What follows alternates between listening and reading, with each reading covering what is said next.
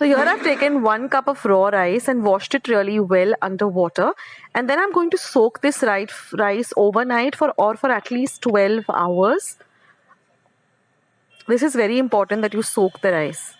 Now after 12 hours, we are going to drain all the water from the rice, and then I'm going to put this into my mixer or blender pot. Now to that, I'm going to be adding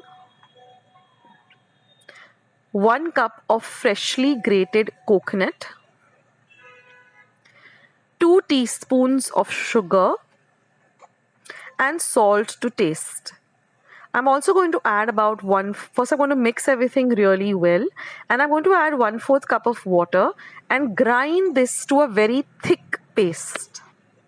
It should not be very runny, but a real thick paste, just like an idli paste. This is the consistency we're looking for.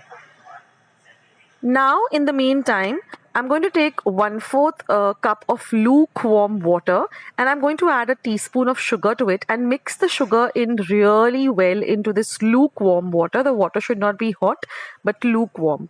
To that, I'm going to add 1 teaspoon of dry active yeast, and I'm going to just leave it without stirring it for about 15 minutes till it doubles in size. Now once the yeast doubles in size, it looks like this. We're just going to add it to our rice paste. We're going to mix it in really well, and then we are going to set this mixture aside for another 8 to 10 hours to ferment. So that's very important that it ferments.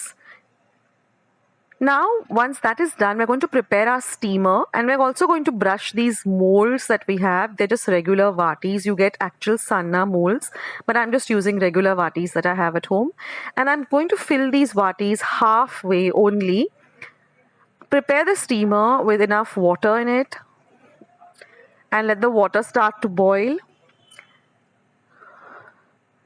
And then I'm going to place these in the steamer, and I'm going to steam them on a very high flame for at least 15 minutes.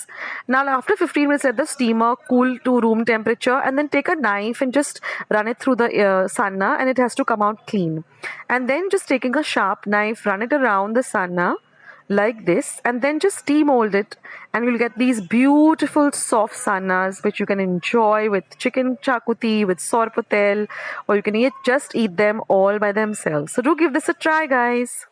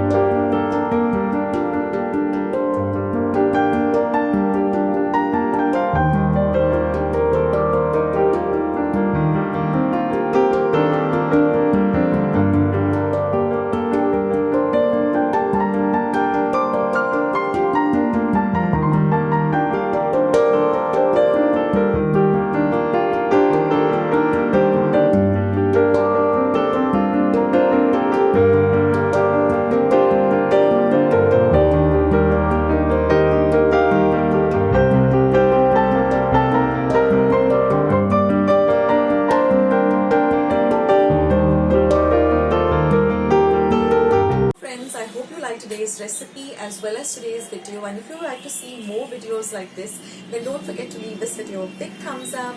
Also by clicking the thumbs up icon. Also don't forget to subscribe to my channel and become a part of Akshita's recipes. Once you have subscribed, there is a small little bell icon that will pop up, so just click on that. That way whenever I put up a new recipe or a new video, you'll get a message for the same. So on that note, I'll say bye, and I'll catch you in my next video sooner than you think. This is Akshita saying bye. Take care, stay healthy, stay fit, be kind and loving to one another. So till we meet again, bye.